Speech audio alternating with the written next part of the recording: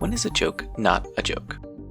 There are a lot of reasons we find something funny, but there are two big theories in philosophy that can effectively divide comedy into two types: the superiority theory and the incongruity theory.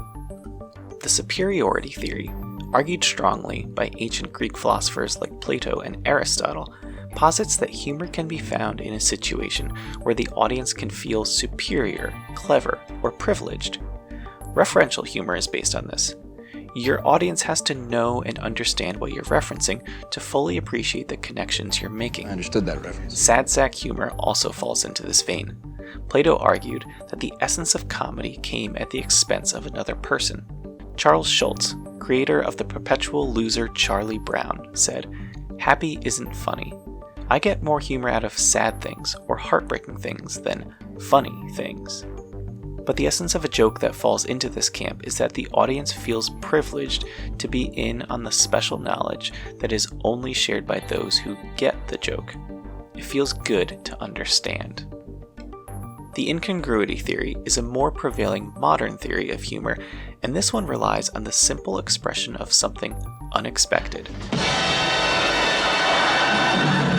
Nobody expects the Spanish Inquisition! Shock, surprise, and seemingly random events are the keys to humor. A joke is born when our expectations are subverted by the reality of what happens. As this is the prevailing theory of humor today, it often becomes synonymous with humor in broad-stroke discussions.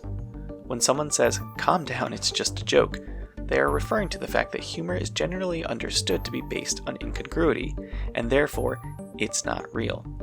But this often does a disservice to the complexities of humor, as well as serving to minimize the reality that humor is often a Trojan horse for real, tangible harm. Sometimes a joke doesn't know how to stay a joke.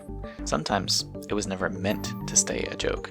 Sometimes something is said which looks like a joke, but the audience it is delivered to rings loud the chorus that the message was meant to elicit. So true. It's funny because it's true. It's funny because it's true. It's funny because it's true. The humor no longer rests primarily on the incongruity theory, but instead on the superiority theory. I feel privileged to understand the truth of what you are saying. The intended audience feels superior to anyone who refuses to laugh at the joke. If anyone tries to explain the flaws in the premise, they're not worth listening to, because they're just another example of the butt of the joke. Take a look at this moment, in between the election of Joe Biden and his inauguration.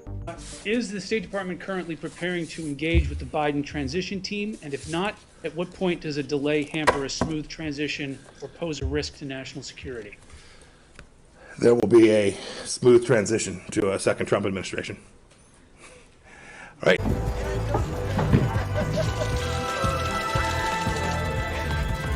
So you see, that's where the trouble began. That smile. That damn smile. The smile communicated the message. This is a joke. The joke communicated the purpose, plausible deniability, because the utility depended on the fact that the joke could be taken in two very different, mutually exclusive understandings. Was this humor of superiority or humor of incongruity? Why was this funny? Was it incongruous? Is it absurdist humor? Is Pompeo finding humor in the fact that the mere suggestion that Trump would have a second term was so far from reality that it was worth laughing at? Is so laughably unrealistic that it's funny? Or is it funny because it's true? That was a joke. It's funny because it's true. Pompeo's joke follows the same formula that Trump followed for a long time. He's not highlighting the incongruity between two things. He's simply stating something as if it's a fact. If you find that fact incongruous with reality, the plausible deniability is that's the joke, but the message still falls on the right ears. The joke is on anyone who thinks we're actually joking. So, when is a joke not a joke?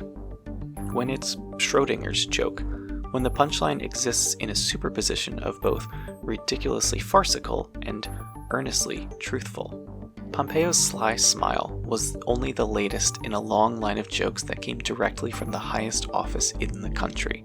Whether it was on Twitter or at the podium, Trump loved a good joke.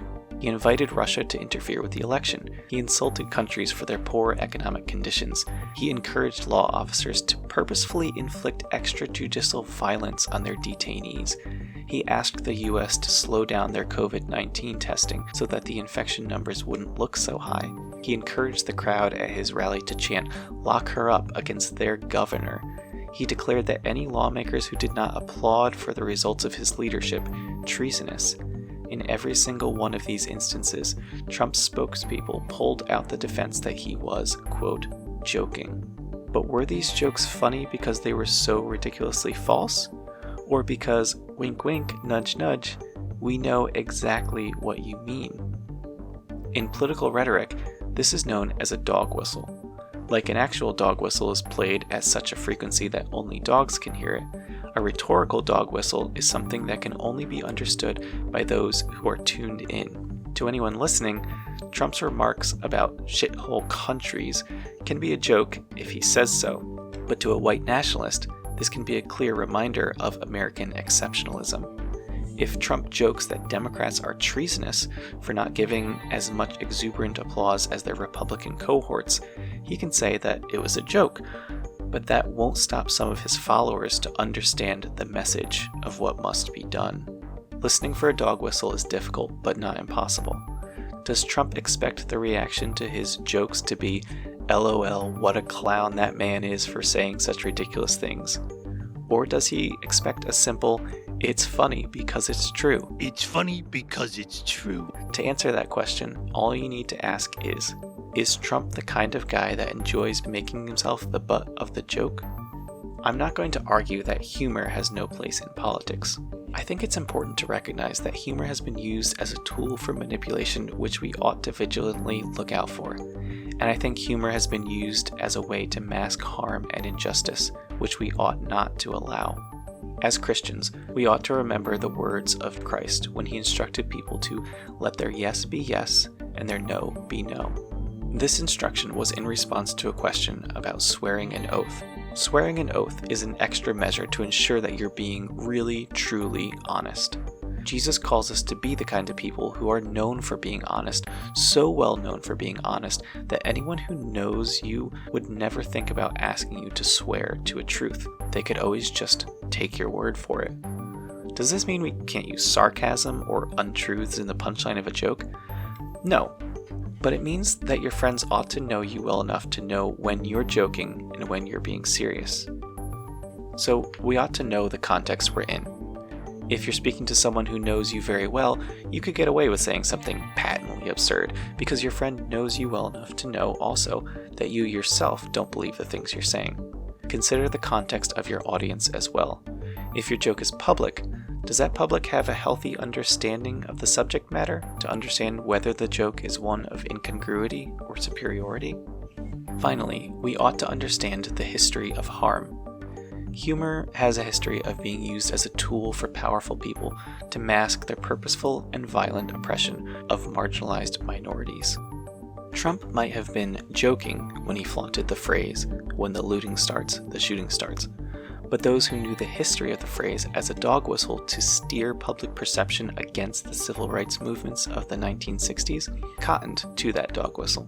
The Ku Klux Klan started mostly as a joke, and even though it was started with violence against black freedmen in the South, it was always played as a joke. Members dressed up as ghosts of Confederate soldiers to frighten a population they insisted was overly superstitious. They dressed as ghosts, demons, and moon men. Yes, they dressed up as aliens, and laughed at how the black population was frightened by their innocent jokes.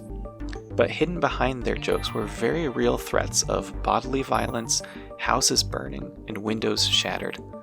The newspapers insisted that it was a group of bored fraternity boys having some innocent fun, but it was nothing more than violence cloaked as a joke.